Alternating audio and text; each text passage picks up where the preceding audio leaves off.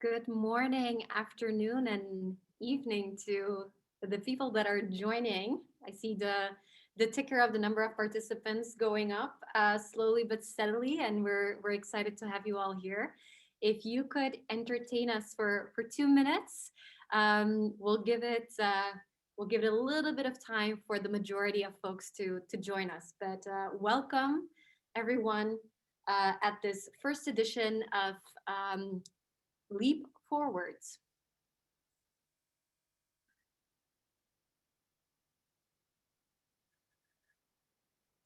Again, for those who are just joining, welcome. Good morning, afternoon, or evening, wherever you're dialing in from.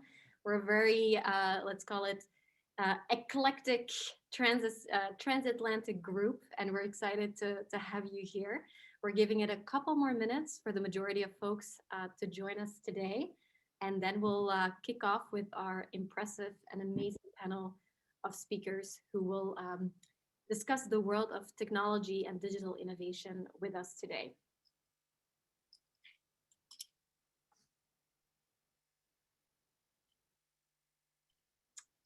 Awesome. Hi everyone. One more time. Good morning, good afternoon, and good evening. I think we'll kick it off. I want to give you a warm yet virtual welcome to this first edition of Leap Forward. This is a business trend series that is organized by Leap Atlantic.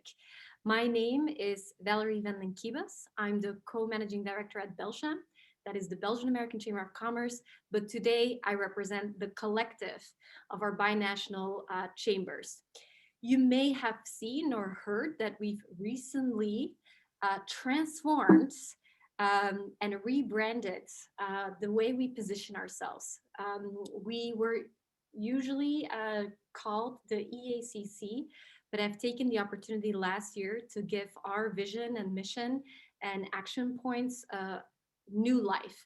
So you may see us from now on as Leap Atlantic, which stands for Leaders of European and American Partnerships. And today I proudly represent these participating binational European chambers. 20 of us. We are a strong and mighty collective that really aim to tighten and strengthen the connectivity between our European and American ecosystems. Today, we're officially kicking off our what we call European American Business Trend Series. This is the first one of three. We are excited to discuss with this panel of experts what digital innovation and digital disruption really looks like, and how successful transatlantic ventures are achieving that success. In the next edition on May 6th, we will be discussing sustainability. And in the third edition on May 27th, we'll be discussing all things pertinent to the future of healthcare. Obviously, these three topics are high on top of mind, not only because of COVID, but surely COVID has given us multiple reasons to reflect on these topics again. But these are topics that are close and dear to our hearts and the members that we represent. As part of our panels, we've invited people that represent really the best and brightest and smartest within our collective. And the people that are joining us for these calls represent our member community, which are the transatlantic executives and business managers who are really making their dent and their impact on the international business environment. Before I jump in and get to the good stuff, which is introducing our panel of today, I want to remind you that you can follow us on Twitter and also on LinkedIn. Again, we are this is basically our coming out party. So we'd love to get to know you better, and we would also love you to get to know us a little bit better. And I would be absolutely remiss if I didn't spend a couple of minutes to send a huge thank you to our gold sponsor, Capgemini. So thank you for their team in supporting this initiative. Now, let me get to the stuff we're all been waiting for. I will let our speakers introduce ourselves, but I can confidently say that we've put together a panel of incredible leaders leaders that have broken world records, leaders that have gained enormous traction and enormous recognition within their industry and well beyond their industry, leaders that have robust corporate experience and have now turned that experience into their own ventures, and people that are truly thinking about what they want, how they want to disrupt their respective industries.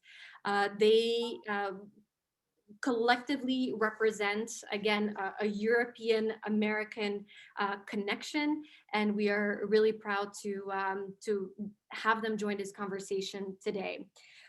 Really, what we will be talking about is their point of view, as well as their vision for digital disruption and how they are making that happen within their respective environments. With that, without further ado, I would like to give Wim the floor and ask him to give us a quick roundup of his background, his organization, as well as an answer to a quick intro question, which is, what do you do differently than most? Just so we get a perspective on who you are as a leader, Wim. So with that, please, the floor is yours. Okay.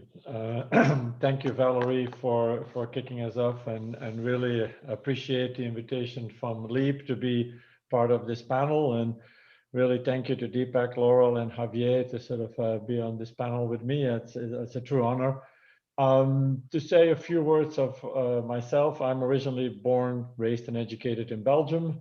I live in the US right now. I sort of sometimes like to joke that about 29 years ago, I came to the US and my plan was to stay for 3 months, and that didn't really work out. So I am sort of a technology innovator.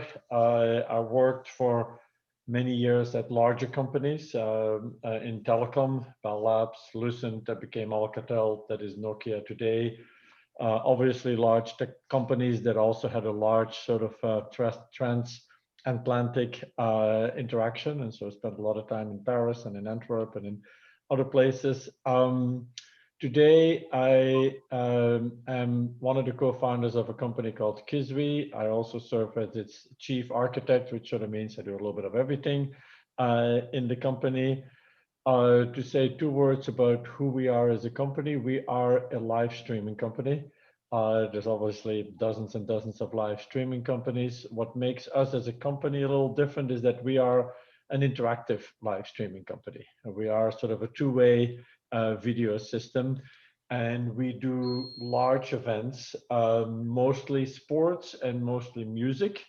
And sort of the thing that makes us as a company different from many other streaming companies is like we provide literally two-way interaction between, let's say, a performing band and up to 1 million people live watching an event who are interacting and sort of interacting with the band. And obviously we don't do that by doing a Zoom call with 1 million people, because that obviously wouldn't make any sense. That's sort of what distinguishes us as a company a little bit. In terms of what makes me a little different, I mean, lots of people say I'm very different in lots of different ways. I mean, I think there's something about being an innovator is having a passion around what you do. It sort of doesn't feel like a job, even though you literally do it 24/7, and sort of you do take things sometimes very personally, because things work and identity become very close.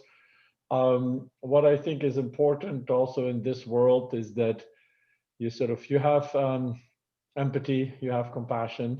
Things are difficult sometimes in different ways, and it's important to speak, but it's sometimes more important to listen to what other people say and what's on their mind. One way in how I like to sort of keep my own sanity is by a pretty active workout regime. I think of myself as an amateur athlete. I ride my bike and I run a lot.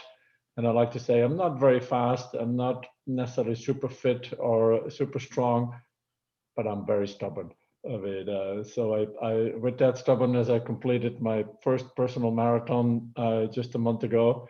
And I think that sort of attitude of grit is sort of what really is important in the innovation and entrepreneurship world. So that's it. Valerie, back to you.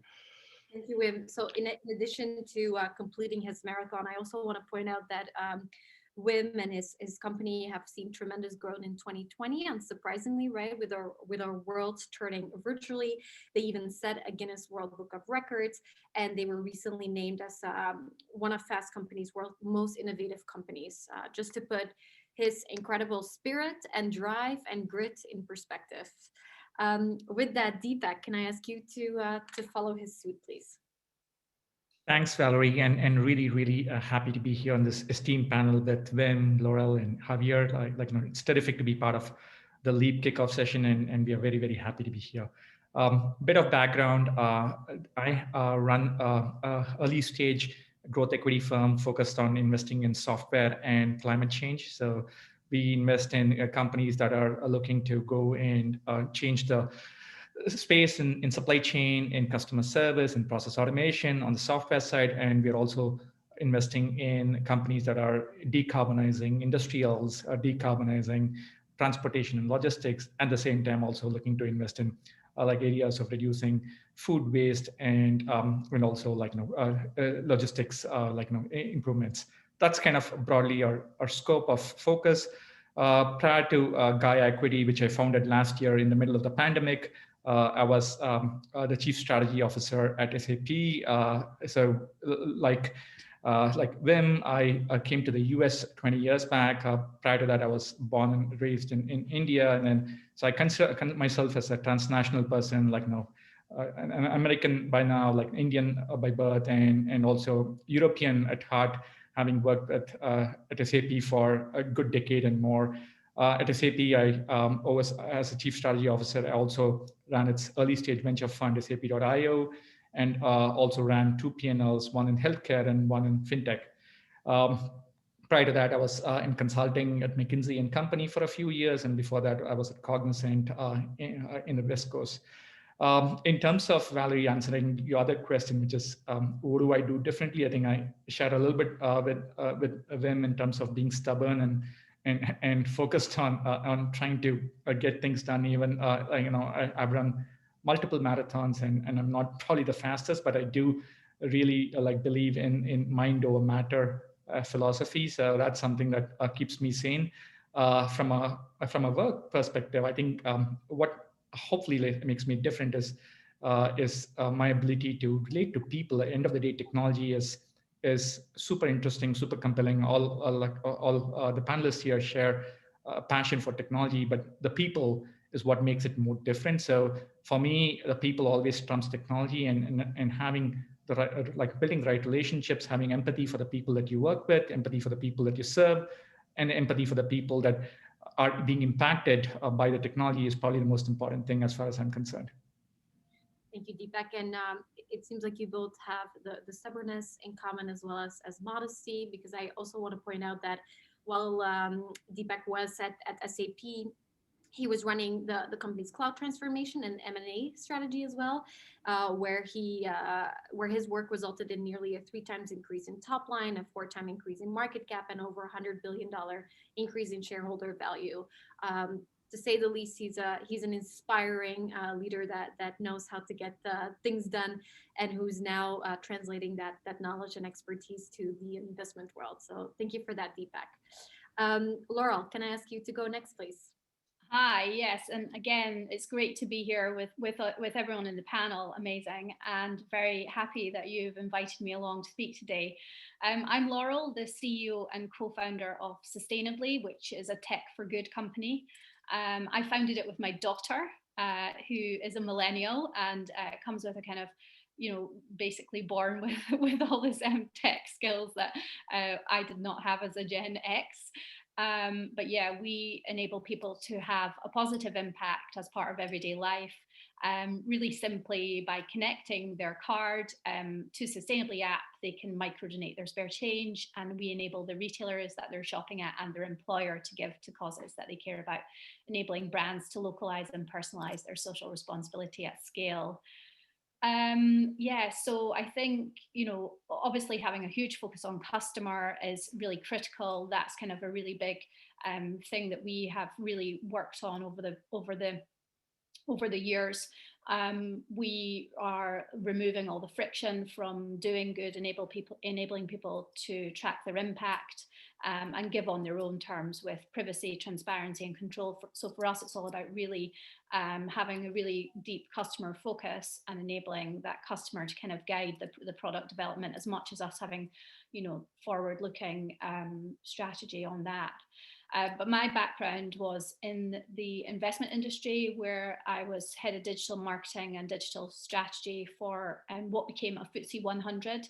And I was managing marketing in 30 countries and teams in 4 continents. And so kind of that was my background. And I really wanted to use the skills and knowledge that I'd acquired from scaling a business like that and actually do that to basically help some of the world's biggest challenges. I mean, now is a really critical point in time where we all have to take a step back and look at what we're doing and how we live and how we can actually be more positively impactful, as part of everyday life, what we consume, what we do, how we live, how we our transportation, everything, all of that has an impact. So we're supporting 40 great causes, from protecting the rainforest, protecting the oceans, literally lots of different things, and we're adding in thousands of more. So yeah, it's a really exciting time for us. But my superpower is I've managed to build a great network, got great investors, got a great team, and obviously managed to inspire someone like my daughter to join me on this mission. And we've managed to get some great support and start making an impact. Awesome. Thank you for that. And I think the idea of purpose driven or being purpose driven and the impact that we leave with our technology is something that we'll talk a little bit more about later today.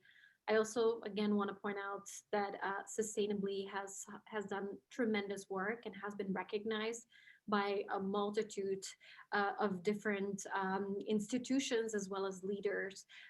They won best of show at Innovate.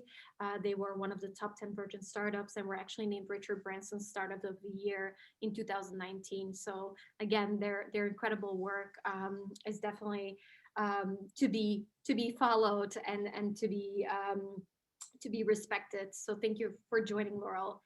Last but certainly not least, Javier, dialing in from Spain, if I'm not mistaken. Please go ahead and jump in. Yeah, thank you. Hi, everybody. So my name is Javier de la Torre. I'm dialing from Madrid, from Spain. So it's a pleasure to be here. So I'm the founder of a company called Carto, as in cartography. So we are an analytics company focused on location data. So we enable organizations to understand where things happen and why they happen there. So it's a lot of mapping and understanding locations, making what we call spatial models that reveal why things happen somewhere. So so my background actually is on biodiversity and climate change, biodiversity informatics and climate change. So I used to be a scientist and heavily connected to the conservation world. And it was actually through the work I was doing as scientist on conservation that kind of a lot of the requirements from an analytics perspective kind of transform into what Carto is today as a company. So we didn't have the technology that we needed to do the type of analysis around climate change and biodiversity that we needed. So we ended up creating technology for it, and that's actually the origins of the company. Now it's being used for things like locating, where to place antennas, tacos or open restaurants, or things like now distribution of vaccines, or or improving different distribution networks. So we are a 150 people company based in New York and in Spain. So the company started in Spain, but very quickly we moved to US, where we headquarter. And more or less half our customers are in US and half in Europe. So it's quite distributed around that. We are software as a service, which means that our customers can use our products anywhere in the world. So we actually, I think there's more than 40 countries now that where we have customers. And and I think from the point about what makes you kind of different, I think my background on conservation, especially in a day like today, which is Earth Day. So happy Earth Day to everybody. I think makes it, like, I mean, to some of the panelists before, I mean, makes it very relevant. I think the idea that, you start kind of like, you bring a company from the foundation of like, I need to solve a problem that, like, and, like on the research world, or, you need for conservation, and then you apply it to other use cases to make a viable business model. I think that makes it quite unique. And we, as of today, I mean, we still have a lot of research institutions using our product, and very proud of that. We have a grants program around, like I said, deforestation, like climate resilience, and those are the things that me personally, I'm very, very passionate about. Like I said, with some of the panelists here, probably with all of them, that we live in a very crucial moment in history, and that, like, technology is clearly going to be one of the things that is going to help us drive this situation. And it's our responsibility to actually kind of like, push it forward, in that direction. And I think, like in our case, it's a very, very direct connection. Everything happens somewhere, but environment even more. And I think, like in this case, for us, it's something that, makes me very happy to be able to kind of have an impact with this creation of technology, enabling innovation in these spaces. So, so that's about it for me. So happy to be here. Thank you, Javier. Before we jump in, maybe a quick follow-up question on your Earth Day comment. Is there one thing that you recommend us as a panel, as well as the attendees, to reflect on today? A question, an action, like what should we be thinking about on Earth Day that can make a small or big impact from your point of view and from your experience? Yeah, well, I mean, some of these things, I mean, like, sounds like, things that we even learn in school, right? Like reduce, reuse, recycle. Obviously, like it stays, that's always the foundation. But, like, just think about sustainability. I think, like this year has been quite special. We've reduced a lot of our travel, working much more from home. But also, I would say, like, look at, your consumption patterns. What is the things that, you're doing on a daily basis? How do you relate with your environment around it? Right. And then what is your work, and what are you doing? And is that having a positive impact? I fundamentally believe, like, if in a personal level we actually do take action, that will have a huge impact in the world. So I think that's the things that I do myself. I think, like, it's a great day to kind of resonate. The other, obviously, I think is we do, and sometimes it's kind of like we get so much bombed, with messages, etc. But it is a good day to actually look at the data. It's a good day to look at, how is deforestation going in different parts of the world. Like these things that are happening, take a look, right? Try to get informed on your own, not just by something on the media, on the news today. Just go and do deep on what is the thing that you care about from an environmental perspective, and try to find information around it.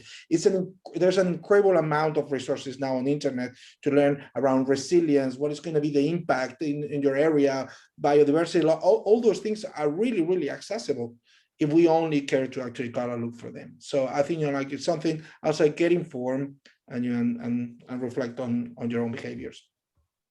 Thank you. I think that at a minimum, that's a great note of inspiration for us all to take away from this call and really reflect on today. With that, we're obviously here to talk about digital innovation, disruption.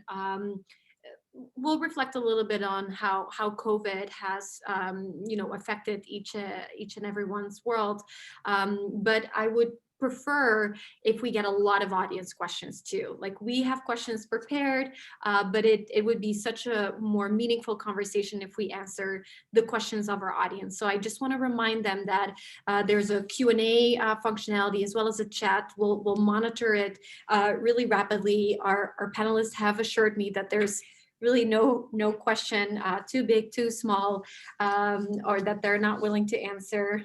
The pressure is on now, guys. We'll see what kind of questions we get. But we would really love for you to chime in to make this as interesting and as relevant as possible. So again, Q&A or chat, whatever works. Feel free to chime in. Now, with that, we would be remiss not to address COVID, if only for a minute.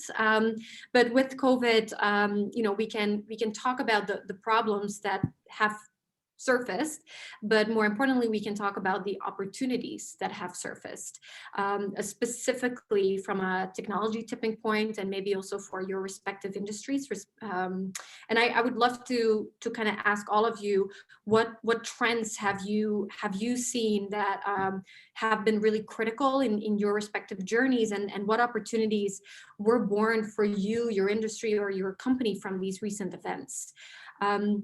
Perhaps I can ask Wim to chime in first, but feel free to build on what he's saying. Yeah, so thanks, Valerie. And sort of quickly on the impact of COVID has absolutely been enormous on the entire world and on our lives. It is, like Javier said, a pretty historic moment and a year that we went through. For us as a company, it has net been an enormous business accelerant, which, because we're obviously in the streaming space, we're obviously in the virtual space. What we sort of observed is, first of all, about ourselves. I mean, we have an office here in the New York area. We have an office in Belgium. We have an office in Korea. We obviously closed all our offices, and they're still closed today. But we already had a good practice around video conferencing and working that way, because we decided to be multi-location very, very early on in the company. And so we live our life on Zooms and Hangouts like everybody else. And it net has not impacted our productivity that much. And I would even like to say, from pure productivity, it's actually made it even gone up, because we don't commute anymore and so on. We don't travel anymore. But of course, we're missing something. You know, we're missing that sort of serendipity, that human connection, that innovation, that whiteboarding. We're missing that. And we're trying a bunch of ideas to complement that. In terms of from our customers, I have to be honest, our first reaction to COVID as a business was incredibly negative, because we did a lot of live sports, and literally a year ago, all live sports came to a grinding halt, and we're software as a service, and our business and our revenue literally evaporated overnight. I mean, on March 13 last year was sort of Friday the 13th, our revenue was like poof, gone. I mean, all of it. I mean, because all sports went on hiatus. So that was a little bit of a scary moment, as you can imagine. We decided by dramatically reducing the cost of our product, like almost giving it away for a while. And we came up with lots of new use cases. I mean, people started re-airing old games, but with live remote commentary, because one system we have is live remote commentary. And all of a sudden, all the commentators were available, and players started commenting on their own games on the replay, and nobody's ever done that. This was kind of fun. I mean, for them and for so that's a new thing we came up with, and so that business took off a little bit. And then the other thing that sort of happened in the broadcasting world, which is going through an enormous digital transformation. I mean, TV is going to streaming. We all know that. Pretty much all the sport leagues, broadcasters, teams, they had to accelerate their roadmaps, their digital roadmaps by not 1 year, but by 5 years. I mean, and that net by the end of last year became an accelerant for our business. So we actually ended up doing quite all right. And then the other big thing that happened was music. So we had decided about 6 months before COVID hit to sort of branch out into music. And we said, hey, if we can do live sports, we can do live music. And we had done a couple of concerts, I mean, actual physical concerts with a streaming component. And obviously, once COVID hit, many of the bands and performers we were working with had to cancel their world tours and so on for obvious reasons. And it so happened to be, because of our interactive capability, we'd made quite a name for ourselves in Korea, particularly with K-pop as a genre. And we had formed a partnership with a group called BTS, which is one of the sort of worldwide popular groups. And so and we had done a few of their physical concerts. And so when they canceled their world tour, again, the immediate impact was negative, because no world tour, no concerts, no streaming. But then we came up with the idea of doing virtual concerts. Like, I mean, literally the group on a sound stage, no audience, only virtual audience. And then the fact that we happened to be the pioneer in engaging the audience, having them feel part of the event, having them be able to interact with the group, or virtually cheer, or virtually clap, or chat with them, or upload selfies and be represented on a large video wall we erected in front of the band.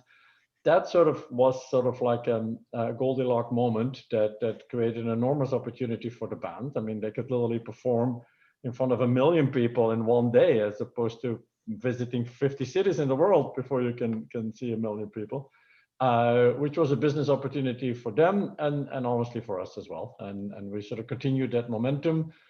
Now, a year later, I think we all know that the end of the pandemic has begun. I mean, we don't know how long it will take, but the end has begun. And we're now transitioning into virtual and into hybrid situations and how to engage audiences. That's sort of the new normal that we're getting into. So that's sort of a quick view from our end.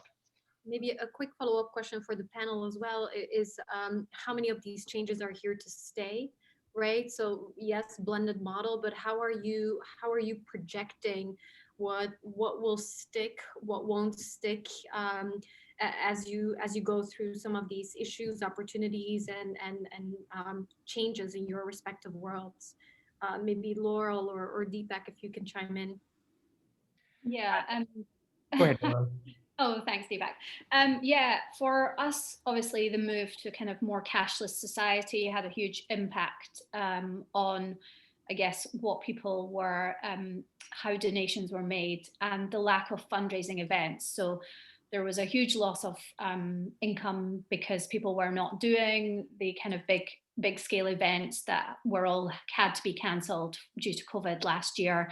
And then on top of that, we saw many of our partners at work who are working in nonprofit sector that we were going to be doing big campaigns with. A lot of these people got furloughed. So it was kind of, we knew we had a great service that would enable people to benefit, charities to benefit from our platform when people were still buying things at home. Obviously, people are buying like takeout instead of attending restaurants, and gaming and movies in the home, lots of Amazon shopping, as we know, and all of these things were able to have an impact.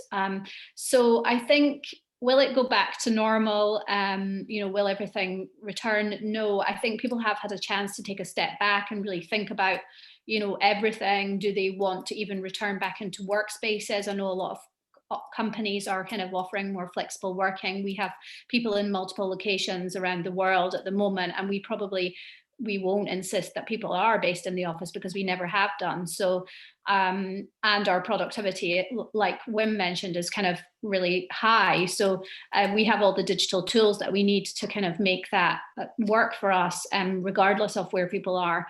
And I think that, that will just continue. But yeah, the pandemic has definitely made people think, and some people are saying that it has kind of moved businesses maybe 10 years forward in terms of their working practices, just because they've had to really think how they use digital, where are people working, how can we be more flexible, and then learning that they can actually trust their workforce, where that's been an issue in kind of in the old school thinking that if your employees at home, you can't see them, you don't know if they're working. So obviously we do not think that sustainably, and we never have done, but that has been an issue in the past.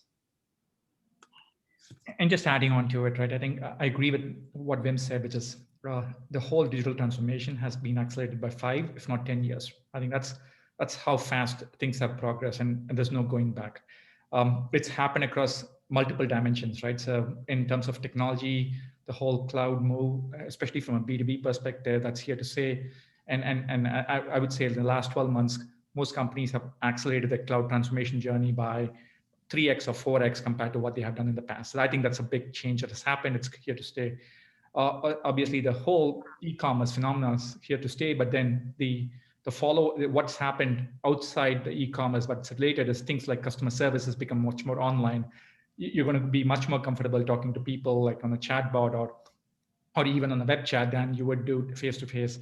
The same goes with supply chain. Like a lot of supply chain is much more digital and much more online than it has been in the past. So if you go all the way and in terms of travel, like I think business travel is probably going to take 4 or 5 years to pick up. People are a lot more comfortable like doing work like over Zoom. So I'm seeing a lot of deals getting done over Zoom, like without even meeting the founders in person. So like there's going to be things that you would not imagine prior to COVID. Like you'd want to meet the founder, like you'd want to spend time with her or him face to face and understand who they are, these things are disappearing, and people are a lot more comfortable doing things remotely. And then lastly, like, just going back to the whole like travel pieces, like from a corporate B2B perspective, travel is like 2-3% of expenses, and you take that out, like now with COVID, like nobody wants to spend another 2-3% in terms of expenses, like on top of what they're spending. So I think the new normal is here to stay. It's going to be no more new normal. It's going to be an old normal sooner than later. Mhm. Maybe building on those thoughts, Kathy, I'm curious how you planned with Carto for a very uncertain period of time. What is critical in times where your whole world is basically shaking, and how have you as a company or as a leader gone through the motions, and what do you consider some of the success factors as you also look at the future where uncertainty will be a certainty, right? Yeah, well, I don't think, I think there was a very, at least on the enterprise software and probably many kind of like companies, I think there's been kind of like a very established formula when, like when COVID actually kind of like started, which was like, all right, well, this is a lot of uncertainty. Let's be sure that you're like on break even, that, that you're like financially stable. I think that's most companies kind of like did that. And then apart, directly after that came, people. So it's just, I think, like at the end of the day, I mean, companies like we're talking here in innovation companies, what matters the most is people, is your colleagues, and your colleagues. I mean, like just ensuring that they're feeling okay. And I think like this year has been quite a challenge, as we all know. And like, working from home with your kids, like all the mental issues that has created. And for us, that was one of the things that like I think we. I want to believe that we did good. It was like really try to kind of like focus on like on the well-being of our employees, and and ensuring that they were comfortable the way doing it. Of course, I mean, in our case, and so many in here in this panel, it's easier. I mean, we can work all remote, and that's not like there's no change on the way that we're doing it. If something like it has actually expanded our kind of like we're saying things like now we have an even more distributed team. We have, since COVID, I think now we've hired colleagues now in 4 different countries. Because now suddenly, I mean, who cares? Everybody. So I think that's been like kind of like the most important thing, which is like always focus on the team, focus on like on trying to get the best talent, look for it anywhere. And actually, in situations like this, it opens for opportunities like that now, right? So now that you're going to be adapt to work all remotely, well, like experts are not necessarily on the city where you operate, and that's been great for us. Awesome. And just for the panel, how important was it to act fast and be the first one out of the gates?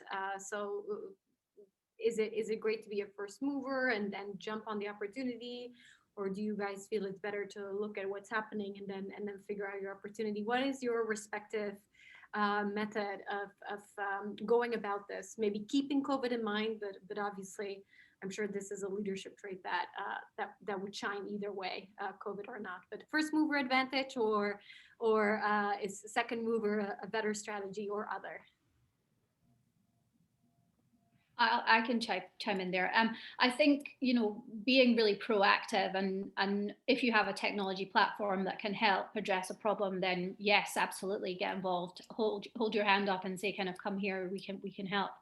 And I think there was so much of that kind of rallying around, we can help, we want to do this. That was a really big feature of COVID, which I think meant that people felt like they were much more part of a wider community, that people that actually did care. And then sort of employers, starting to do things on employee well-being that they maybe hadn't done before, like Calm and Headspace apps, all this kind of stuff that they maybe didn't think about in the past, that's really been, a priority to keep people safe, like keep people well, and, make sure that they're checking in a more human way rather than, having, the water cooler moment. There wasn't anything like that. If people were just kind of at home. So there's been lots of emphasis on how that can change. So I think you, as a founder, you are always going to have lots of ideas. You're always going to be kind of wanting to move fast, I would say, and kind of if you can get involved in things. That's from my perspective. And yeah, we definitely did try as much as we could to help. And I agree with Laurel, right? I think I don't think there's anything called best practice in this world that we speak of, right? So nobody's really got a proven model, and it's much more important for every single organization to move fast, be nimble, uh, look at the opportunity and go after it. The barriers to entry are low. It's pretty easy to go and figure out quickly if the customers are appreciative of your offer or not, and then you can react very quickly to make sure that you are delivering the solution that your customers want. So being fast, being first to market is probably even more important than ever in this new world. Do you agree, Ren? Um, I would say partially, in the sense that on your question of first mover or second mover, I can go either way, to be honest. I mean, we as a company in some markets we're in, we're definitely the first mover. In other markets, we're definitely not the first mover. So it depends a little bit, and you can see advantages to either way. I mean, we all know how big Zoom is, and they sure were not the first mover in video conferencing. We all know that. So it can go either way. What I think is important, particularly as a startup, and I sometimes use this medicine analogy when my mother was a pharmacist, is that you can have two products in a pharmacy. You can have a painkiller or you can have a vitamin. Mhm. And it could be a nice to have, oh, I take these vitamins, eventually will be good. Or it could be a must have, like this pain is killing me. And as a startup, if you sell vitamins, you're not going to make it. You have to sell painkillers. It's the only way you can compete with established players, with larger players. And then back to your earlier question on COVID. COVID, in our case, had turned some vitamins into painkillers. I mean, that's literally what happened. And then the other point where I completely do agree with Deepak is the speed of execution. I mean, the one weapon you have as a startup is not because you're smarter or you work harder or you're this and that. I mean, you think you do, but speed of execution. Speed of execution is your weapon. That's how you enter markets as the first or as the second. You just are nimble, fast moving, agile, reacting to the market. That is your secret weapon. And that's how you win in my mind. And maybe to dive a little bit deeper on that, Wim and Deepak, you both have very robust corporate careers. So you've seen the best of both worlds, let's say, and you've also held incredible high level innovation roles within those companies. You know, looking back, knowing what you know today, starting your own ventures, what is it that you would bring differently to those corporate roles, or the other way around? So what are you learning now that you wish you knew when you were in that corporate world, that could really drive innovation, and maybe drive faster execution, and maybe correct me if I'm wrong, maybe Alcatel and SAP were executing really really fast, but talk a little bit about what you've learned now that you wish, or that you recommend other corporate executives on this call today to take into consideration. Why don't I go first? I think looking back over the last 12 months, just the speed in which things have changed, uh, what I would wish I would have done differently, just personally, is just move faster in multiple directions, right? So I think the agility and speed, just being in many ways, a lot of times as an executive, you are looking for the perfect opportunity, like you want to have all the data to make the decisions, and you want to then get everything, all ducks lined up before you go in and execute. I think this is one of the scenarios where just like I launched my firm last year during a pandemic, and on more on a gut feeling than based on data and based on anything else, more on a conviction. So trusting the conviction, trusting going fast is something that this just personally I wish I would have done differently in the past. It may or may not have resulted in a different outcome, but just for me, with a few times, I wish I'd acted much faster than I had. And a lot of times also my inspiration has come from working with the startups that I had invested in at SAP and other places. Is just being inspired by them. They move so quickly, they move so fast, and they either adapt or they die. And just having that same level of DNA in every thing that I do is probably the most important learning that I've had over the years. Wim? Yeah, so my answer might surprise you a little bit. If I would sum up my answer in one word, you know, I would say it's the word feeling. You know, I gave a lecture a while ago, and the title of the lecture was "A Startup is a Feeling." And in some sense, my experience has been a little different because I went from the big world, the big corporate world, to the startup world. Even though in the Alcatel world, I was the head of the venture group originally, which was sort of the startup corner of the company. And then when I became head of the wireless group, I was the big bad company. I mean, I embodied it literally. But again, my role was to drive innovation and to really transform the organization into an agile and so-called project-based organization structure, which is a well-documented way of running larger companies that is actually inspired by startup companies. It actually creates smaller groups, give them independence, give them governance, give them action, and give them that feeling. And this is the thing I come back to, is that a startup is a feeling. I mean, yes, it's a group of people and it's a product and it's a market, but at the end of the day, it's how you feel about it. And it's hard to sort of explain that. I mean, in some sense, because it is in your heart in a way. And you know, we hire a lot of people, and I pretty much interview everybody we hire, and I always ask the person, it's like, are you a startup person? And the answer is like, yeah, of course, I'm very entrepreneurial, I'm a startup person. I'm like, everybody will say that, but here is sort of the little bit of dirty reality of startup life, you know. I'll be very honest, startup life sucks. It's sucky life, you know. I mean, let's be honest. I mean, all the glamorous things you see on TV, it isn't like that. I mean, you work like a dog. You don't really make any money. I mean, you pay yourself enough to pay your rent, and that's about it. I mean, and it sucks. Now, here's the magic. It's you work so hard, you don't make any money, but you love every minute of it, you know? And if you can do that, then you're a startup person. And I can tell you, a lot of people are not. I mean, it's very easy to look at it from the outside, but it's a rough life. And I think if you can sort of take those lessons of passion and determination and grit and feeling and apply them in the large company world, and I know it can be done because I've seen it done and I've done it using these techniques, and they're well documented by lots of consulting companies. There's tons of books about this. It actually can be done. I mean, so that's my simple answer. Thank you. I want to shift gears just for a second because I'm looking at the Q&A, and we got a question first from Matthew Sawyer, who's asking, um, going back to maybe the remote working and kind of the shift in dynamics, how is it maybe translating into where the tech and startup industries are concentrated? More specifically, we've all heard about, you know, the exodus from San Francisco and New York City. Are you seeing the same? Do you think these are things that will be here to stay? So I don't know, Deepak, maybe you're most familiar with, you know, from a startup ecosystem perspective, how things are moving and shaking on that end, according to you.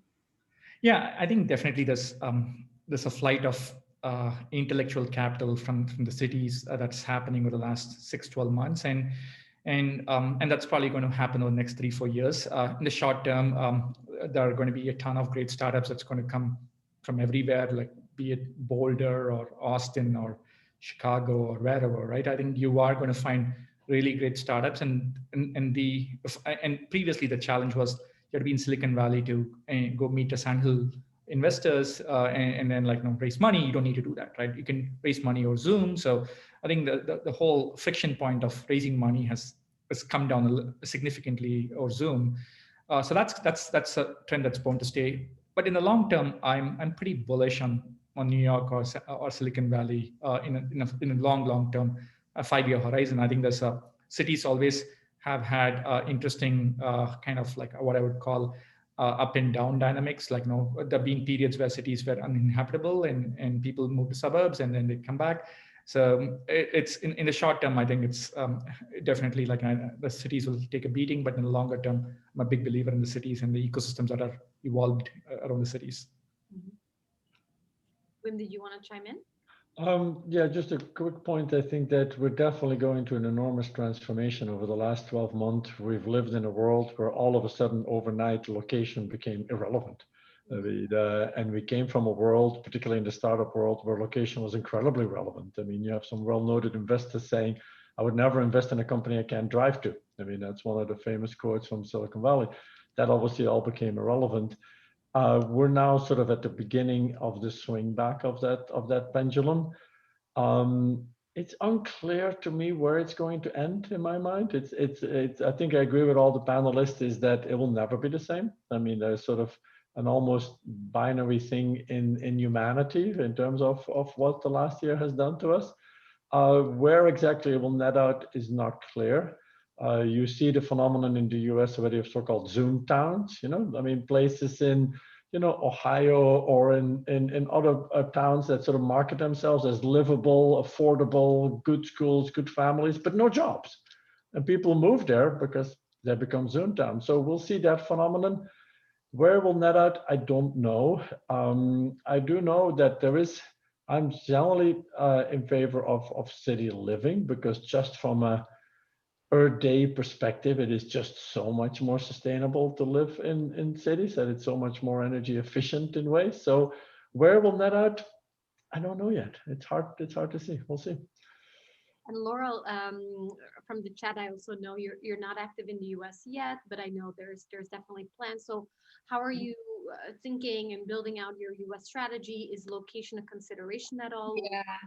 Yeah, I previously spent loads of time in New York. I've been to San Francisco multiple times for business, also looking at other locations, but we have US investors and they are New York based. But we're kind of in discussions with other investors in other areas of the country, not necessarily just in Silicon Valley. So yeah, I think the hubs are great. There's huge amounts of expertise, but there's also other challenges in terms of, you know, retaining people and all those other things that go along with the availability of positions, you know, with kind of all the startup life. And so, yeah, I think it will be definitely interesting. And, you know, for me, it will take a lot for me to get on a flight. Previously, I'd be on flights practically every week. And now I'm kind of like, why?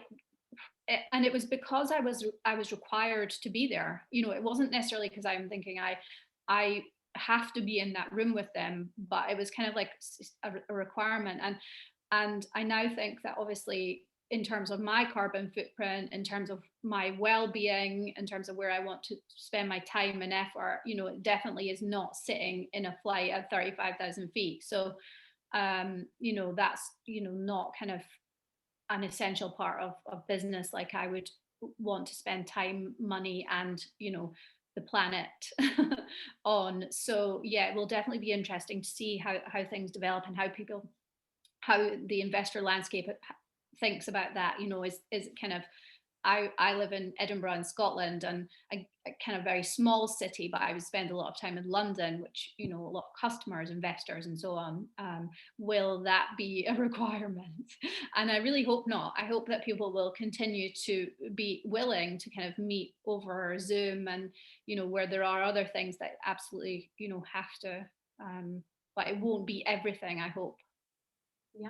Because at the moment I can have a call with New York, with, you know, with Switzerland, with London, and, you know, with Brazil in one day, you know, whereas there is no way that obviously you could be in all of those locations in one day. One thing though, I mean, like to this point, that I don't know if you guys have kind of looked at, but, you know, like there's this angle around, you know, like talent, right? So talent is very precious on this industry. You know, like just finding good people, it just takes a lot of work. And there's, like you were mentioning, like, you know, being in a big city, sometimes, you know, like it's very hard to get retention and get really access to good talent, especially since if you have to compete with the Googles, Facebook, and Apples of the world, right?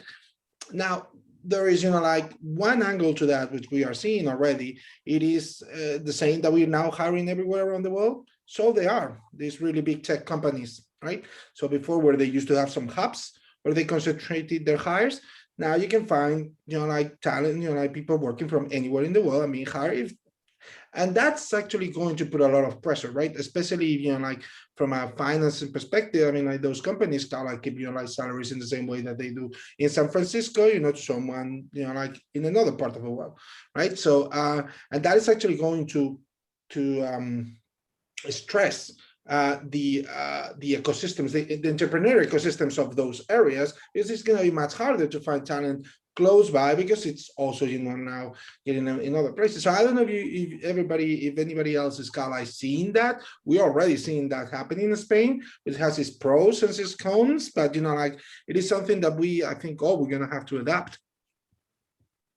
Absolutely. And Javier, just because you mentioned, you know, also Spain versus US, I'm curious, have you, you know, as you interact with customers, partners, and maybe talent, are there any particular differences you see currently or before or anticipating between Europe and the United States in terms of how they approach the innovation ecosystem and how they're thinking about some of these trends? Or are they pretty, you know, internationally in common?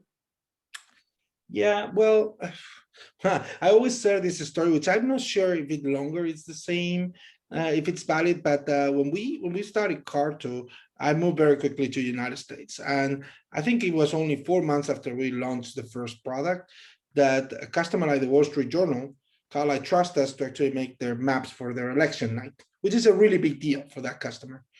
And I was like, wow, I mean, they still made this, you know, like proof and, you know, put SLAs and all over and replication and all the things and so on. But to me, it was even shocking that, you know, like someone would put so much trust on a tech company that was just kind of like started, because they saw like there was obviously a huge benefit from the way that they were doing before that.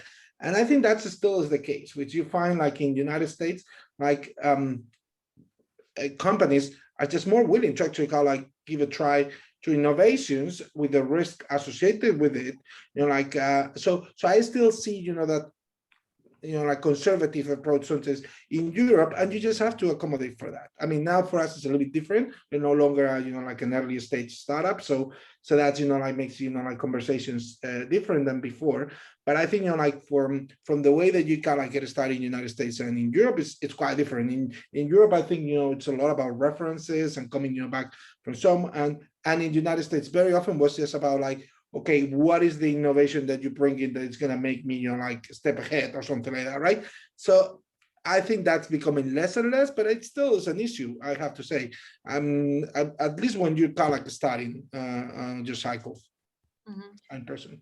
The willingness and speed to invest and to maybe trust the startup entrepreneur is still a little bit faster in the US. And on the technology side, I mean, like tech companies, when they started, I mean, like they normally have like a huge, you know, normally if they're well set up, they have an important competitive advantage from a technology perspective. They are approaching a problem on a different way or solving something that, you know, wasn't possible before. And that opens up a lot of opportunities for the customer. Now, not only because, you know, like cost, you know, like reduction of cost, you know, they might be able to do things that they were not able to do before, but it comes also with a risk. Whoever is doing it, you know, like the project might not work, the startup wasn't, you know, might not be as ready and things like that, right? And that approach towards, you know, like risk taking versus it's still quite unbalanced. Deepak, did you want to chime in? Yeah, I think the differences probably were pretty pronounced like a few years back. They're less and less pronounced now, in the sense that I'm seeing the European startup ecosystem becoming a lot more similar to the US in terms of companies looking to go and do things differently, like scaling faster. Like, you know, European companies used to scale slower than the US startups. Like, you know, 5 years back, 7 years back, they were a little bit more conservative. They're a lot more aggressive now in the last 2-3 years. I'm seeing capital has become a lot more global. So a lot of capital, like, you know, you had a US-based VC ecosystem investing in US startups, and then the European VC ecosystem investing in European startups. And now it's like a lot more global. So a lot of US capital is going directly to European startups. So I think there's a little bit of convergence that's happening between the US and Europe, especially in terms of speed and like just having the big vision and the big plans of scaling, all of that stuff. So that's probably like, you know, where I think things have changed dramatically over the last 3-4 years. Is probably my take on this. maybe just to build on that a little bit further in terms of how both regions overall responded to COVID. Have you observed, or are you feeling like really big differences? I know the response has not been perfect anywhere, right? Nor could it be. But how would you describe the response or the reaction in both regions? And have you seen differences again from maybe your immediate environment or from your customers and partners perspective? Wim, if you want to Yeah, jump sure. in. I'm taking a crack. I'm happy to take a crack at this. I would say that in terms of the response to COVID, and maybe talk first about sort of our employees' response at the different locations. I'm not going to stay away from comments on government's response and comparing them and things like that, which are obviously different. I think the response from our employees was quite similar because, I mean, people moved to home, work from home, and so on. Our Korean team was probably the first and the best because they had lived through SARS and other type of things, so they were probably the most prepared. But I didn't see a lot of differences in terms of how our folks responded in different countries. I do want to come back to the previous question for a moment in terms of innovation culture and startup culture. I think that, yes, I agree, lots of things are changed, but I still see quite significant differences in startup culture in different continents. I mean, and also in terms of how people react to it, because ultimately a startup is embedded in a country or in a culture or in a business climate. And now, for example, comparing Europe to US, where I spend a fair amount of time on both sides, the business climate is very different. It is the way of behaving in business meeting, the ways to approach customers or investors or employees, it's quite different. I mean, and I like to say the US is in some sense more of a startup mentality and culture. A lot of the US business, in my personal opinion, is driven by marketing, is driven by product positioning, is driven by storytelling, is driven by passion, is driven by emotions and that feeling that I talked about earlier. It's a lot, we don't like to say it, but it's a lot of what we do. I mean, in Europe, I think, and I'm also European too. I mean, Europeans are a little bit more laid back. I mean, they will sometimes roll their eyes like, oh, the Americans with their marketing stories, they will sort of like, and they'll be more product based in my mind. They'll be more feature based, and it's a little different. And then in Asia, things are sometimes much more traditional in that way. They're not necessarily always so startup friendly in different countries, and they're sometimes more hierarchical. And I see that every day, and I literally sort of live in between the two in a Atlantic world, because I'm obviously based in the US. We are technically an American company. We have a big location in Belgium. And just recently, about a month ago, I won a huge new customer. It's our biggest customer. It's going to be a massive opportunity for us as a company, but they're a European customer. And I happen to be the lead person. And it's very fun because we have to, and I've never met them, never met a single person in that company. And the way we approach things, I always have to remind my American colleagues is like, look, we're not going to say it that way. We're not going to make our slides this way. We're not going to present it that way. And I would often check myself with some of my European colleagues in terms of how we approach things. And it was quite different. And we literally had to use more the European way of working and presenting and dialoguing in order to win this account. And I am so sure about it. If we had approached it from the American way, we would have never won this customer. Thank you for that, Wim. I'm looking at the questions from the audience. I have two more questions that I think we should tackle, and then we'll start wrapping up the conversation. One is specifically concerned on climate change and ESG. Serge says banks, for example, might be asking their borrowers or clients to show how they're addressing climate change, etc. But what is your company doing to ensure you vetted your vendors and stakeholders on climate change or good governance principles, etc.? In other words, this is important to really reimagine the supply chains and really reviewing those ESG standards that I believe a lot of us hold dear. Can one of you jump in? I can't speak for what we are doing, because we are such a small firm, we don't really have the complex supply chain from a supply chain governance perspective. But I can tell you, like, I'm looking to invest in a bunch of companies in the space. This is a high priority for everyone, right? So the more complex the supply chains, previously the focus was on supply chain risk. It's around like now how risky from a geopolitical perspective, from a financial risk, how risky it is. I think the climate risk is and sustainability risk has become a big part of it. And sustainability risk has a climate component, which is one is carbon and environment and pollution. But then there's also a big focus on diversity and inclusion and making sure that the suppliers that are like supplying to large corporations have a good D&I score as well. So I think as especially larger corporations are focusing more and more on sustainable sourcing, I think this is going to be this is already a priority for many CPOs, chief procurement officers, and it'll be increasingly higher priority as more and more regulatory frameworks come into play, either from a European Union perspective or from a US perspective. Government procurement is going to be a big factor in driving much more ESG procurement, because governments, like the moment they start using ESG scores as a way to rank suppliers, that's going to be a big factor for suppliers to have higher ESG scores. So that's kind of what I'm seeing in the ecosystem, especially with respect to sustainable sourcing. But and Deepak, from your investor perspective, how high is on top of your criteria as you look as companies? So where does purpose, where does being a good citizen, where does respect for ESG fall? You know, you obviously want the company to have a great team and the potential for growth, but where does the purpose driven and creating an impact on the world fall on that criteria list? Yeah, so there are two pieces to it, and one is purely like, you know, one part of my thesis is just climate investing. So investing in companies that have a decarbonization agenda. So that's pretty clear. I think that's going to be fairly straightforward in assessing companies in that criteria. The other one is non-climate focused companies. Obviously, you want to have good governance, good team, a diverse team. I think those are all factors from an investment perspective.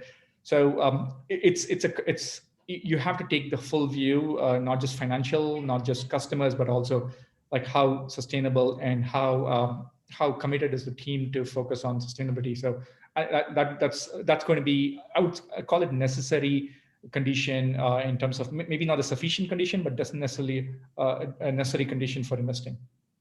Thank you. And Laurel, any thoughts from you? I know you obviously play in the social impact world. Any thoughts in terms of maybe also the brands and the organizations that you work with on a day-to-day basis? Yeah, so we've spent a lot of time considering this, you know, kind of would we work with large organizations who have a lot to achieve, or kind of will we more focus on organizations who have, you know, ESG all kind of at the core of their business and their thinking process. And I think there is a balance, because obviously we want to help organizations do as much as they can, and there is a lot of improvements to be made. So I think it is a kind of really, it's still a big sort of, it's still a thing that I'm working through, like which brands would I absolutely exclude, you know, which partners would I absolutely not work with. And there's certainly, even on the non-profit side, I mean, you know, there's non-profits that I would absolutely not welcome onto the sustainability platform, because the ethics are so bad. For example, you know, rights groups and things like this. It's just kind of, there's a lot of stuff that goes on that you just cannot, you know, if you are an ethical business that has any standards, you know, that you just wouldn't be able to support that. So yeah, I think you have to, you know, look at your metrics. I mean, we're at the moment going through B Corp assessments, and, you know, how do we measure all the suppliers? How do we measure our own teams? You know, how do we measure our carbon footprint? There's so many different things in there. And even to go through that process as an organization, look at the impact of your business without even becoming a B Corp, I think is a really interesting thing for you to do, because it shows you where your gaps are. So I think, again, that's a kind of really relevant thing that people could do. But for me, it's really important who we work with, who we support, you know, the impact that we have as an organization, how diverse and inclusive we are as a business. We've had a really major focus on having a diverse team and educating the team on, you know, keeping the team up to speed on kind of how they should even behave in terms of business ethics and things like that. So it's a really big focus for us, and I think should be a major focus for every organization that wants to exist in the society that we should be becoming, essentially. Mm-hmm. Yeah, and maybe building on that for Javier and Laurel. So I'm paraphrasing a little bit the question from Penelope, but if we're thinking about, you know, what does success mean in your respective world, obviously it is gaining traction and is making a profit, and I'm sure that is very important to your investors. But how much do they value the creation of social impact, and is that also something you're not only reviewing your team on, but is that also important enough for your investors to consider it basically a KPI and a performance indicator?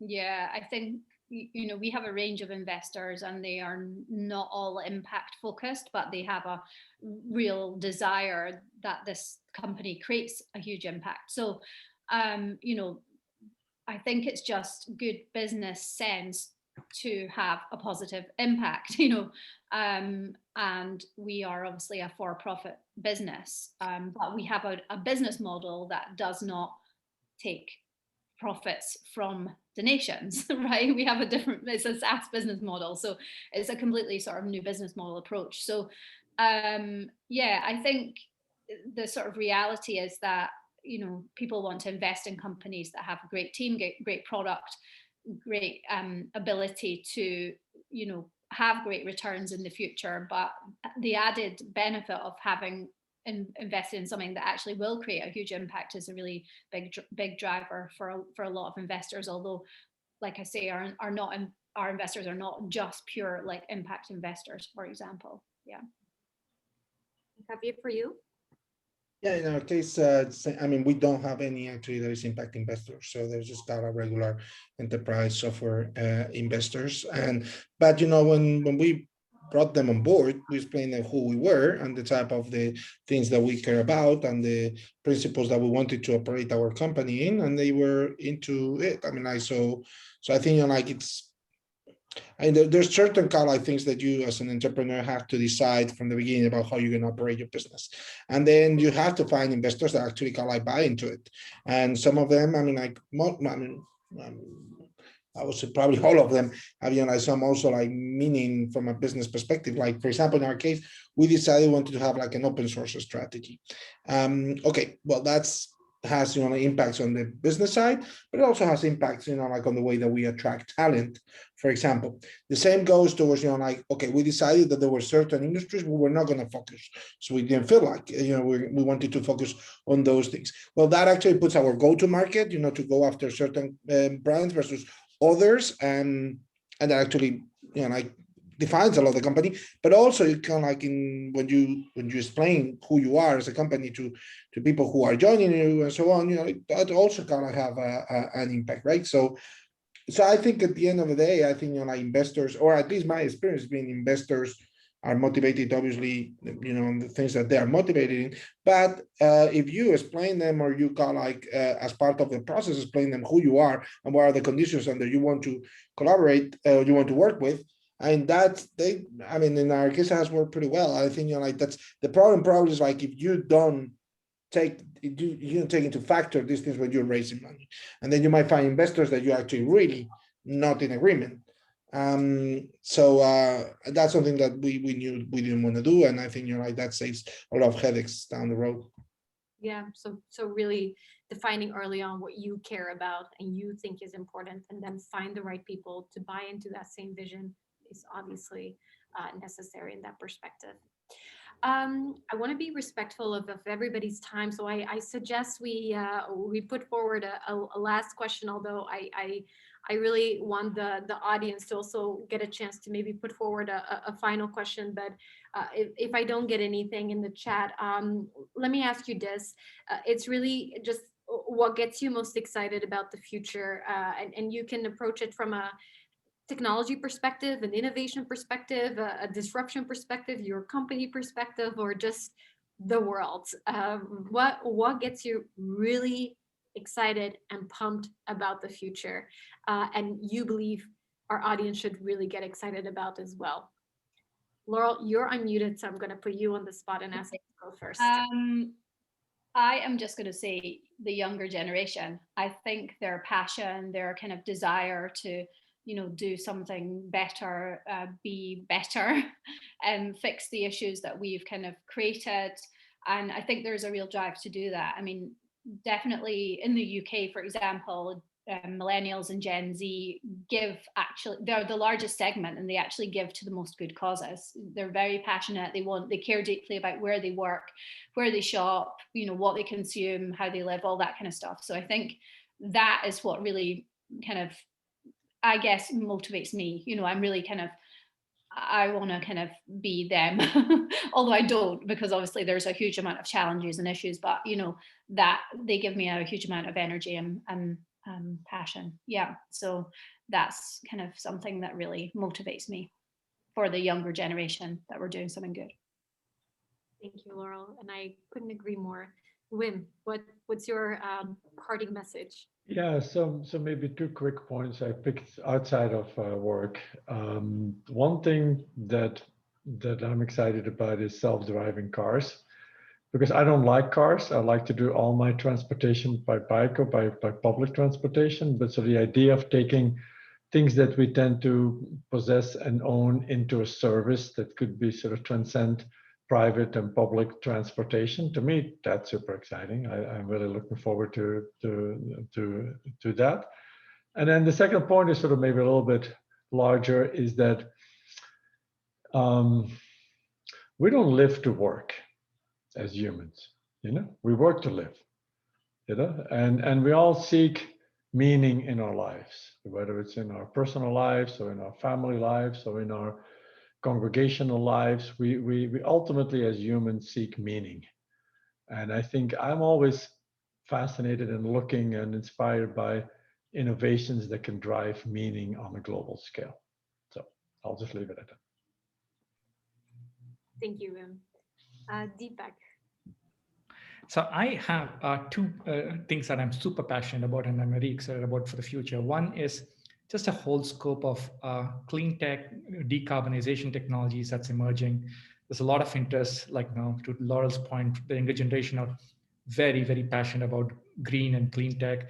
So whether it's direct air capture, capturing carbon from the atmosphere, or even things like lab grown meat, these are some super interesting, innovative technologies that are emerging in the clean tech space that is going to really change the way we look at carbon and the environment. So hopefully, like in the next 10, 20 years, we act fast enough that we are able to have a cleaner planet, a greener planet. I think that's one. The second one, which is probably a little bit more on the futuristic side, is just a few days back, the NASA Ingenuity, the helicopter, had this autonomous flight over Mars. So, and I'm excited about humanity being an interplanetary species at some point in time, maybe in our generation, maybe in the next generation.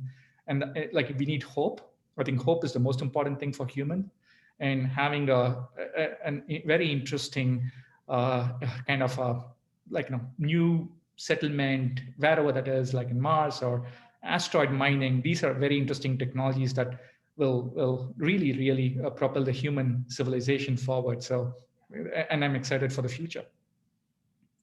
Thank you, Deepak. It's certainly a future that speaks to the imagination as you describe it.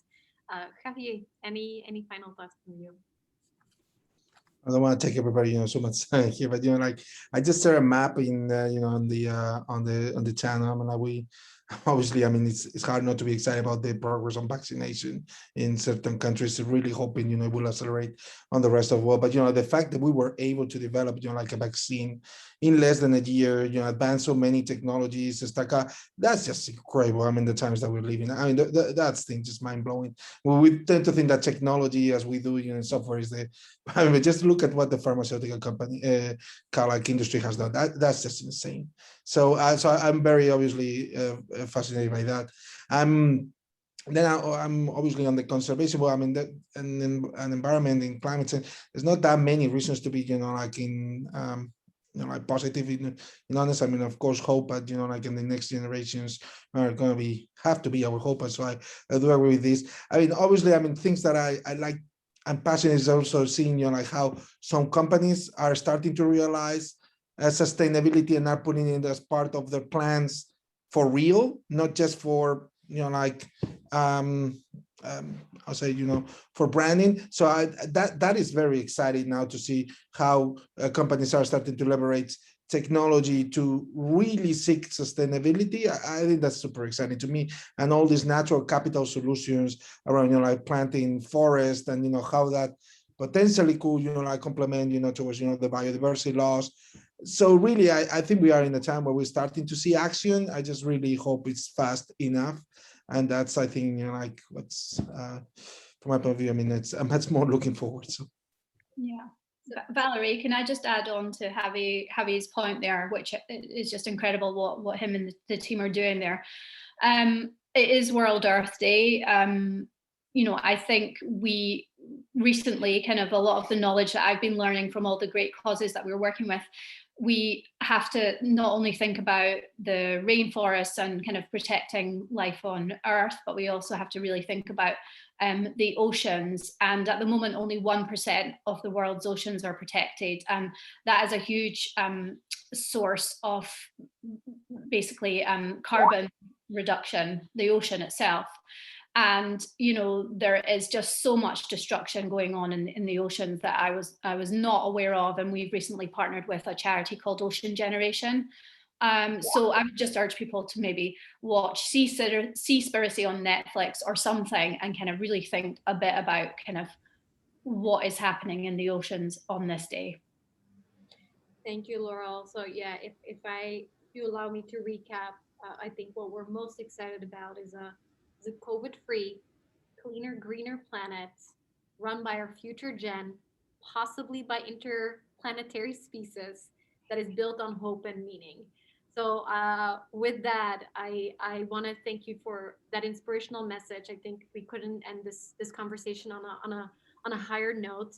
I'm personally excited to continue this conversation because early May we'll actually have a conversation with respected leaders on sustainability. So I hope everybody that joined today will join our next session. And the other thing that I'm truly excited about is that, as I mentioned in the beginning of this call, this kind of means a new beginning for our collective of European chambers here in New York. I think the potential for collaboration and for synergies is real. I think COVID has shown a particular light on that, but it was very much palpable before that time as well. And I encourage everybody here to connect with each other, find each other, help each other, and create beautiful synergies and success stories, not only for our Europeans in the state, but cross-continental, so we can all thrive and make that vision that we just outlined a reality. So with that, I thank you from the bottom of our hearts and wish you a beautiful and sustainable day celebrating Earth Day. And we wanted to send a special thanks to our speakers who were very generous with their time in busy days. So thank you very much, and we'll hopefully be in touch. Thank you, Valerie. Thanks, Thank you, everyone. everybody. Bye-bye. Thank you. Bye. bye, thank you.